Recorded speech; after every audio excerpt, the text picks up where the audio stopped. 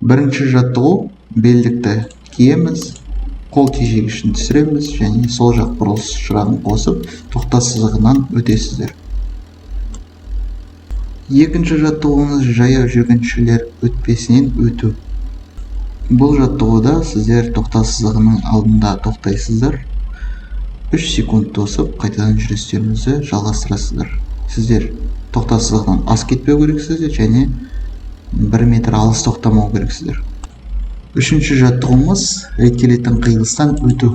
Бұл қиылыста сіздер оңға бұрыласыздар. Әрине, бағдаршамның жасыл шырағына рұқсат етіледі. Егер де қызылға өтіп кетсеңіз, 100 балл алып тастайды.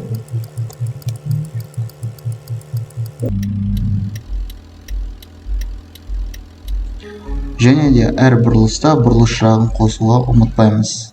5 балдан алып қояды. Келесі жаттығуымыз бұрылу және тұраққа қою. Бұл жаттығуға сізге 2 минут уақыт береді. Және де артқы жүріспен сіз ақ сызыққа артқы дөңгелекпен тұру керексіз. Және де артқы жүріспен жүргенде авариялық шырағыңызды қосу керексіз. 5 балл алып қояды. Қоспасаңыз.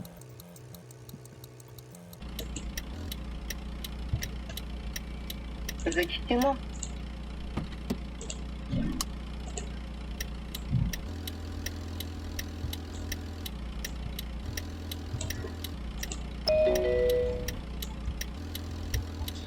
Астана қаласындағы автодромда 2 бағыт болады. Біреуі жүк көлік, біреуі жеңіл көлік. Осы жаттығудан шыққан соң сіздер солға бұрыласыздар. Тура бағытта жүрсеңіз, жүк көліктің бағытына кетесіздер. Онда сізде дисквалификация болады.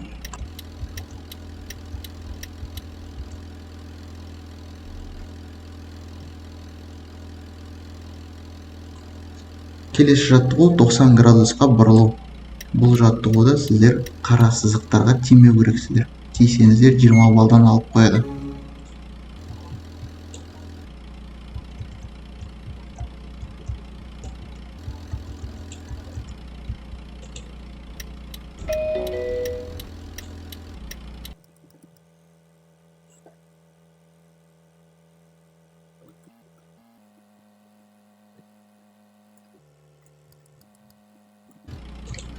Келесі жаттығуымыз жылан. Бұл да жаттығуда қара сызықтарға тимейміз. Тисек 20 балдан алады. Бұл жаттығуды 2 минут аралығында да орындау керексіздер. Және де бұл жаттығуға кіргенде шыққанда бұрылыс шақтарыңызды қосу ұмытпаймыз.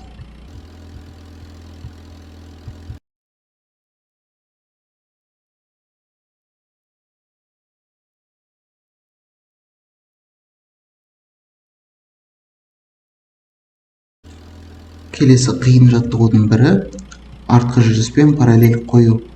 Бұл жаттығуда сіз артқы жүріспен ақ сызыққа алдыңғы және артыңғы дөңгелекпен оң жақтағы сол ақ сызыққа тұру керексіздер. 2 минут аралығында. Осыған тұрсаңыз жаттығу орындалады. Және де авариялық шырағымызды қосуды ұмытпаймыз. Зачтено.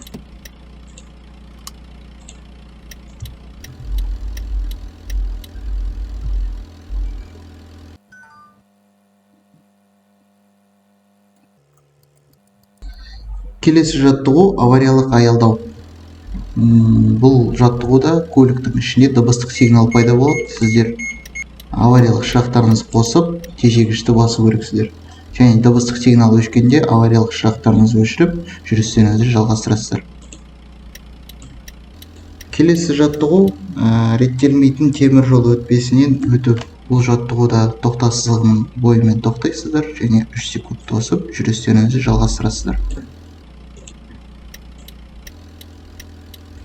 Келесі жаттығу екпін алу жолағы.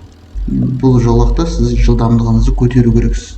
40 деген белгіден кейін сіз 35-ке дейін жеткізесіз. Механикалық коробка передача 1,5 мың оборотқа жеткізесіз. 1-ден 3-ке дейін қоспаға салу керексіз. 1,5 мың айналымда.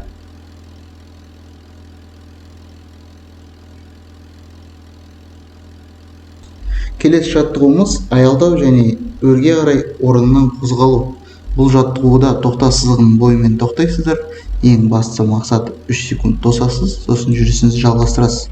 Көлік артқа қарай шегінбеу керек. 20 сантиметрге шегінсе, сізден штрафной балдар алынады.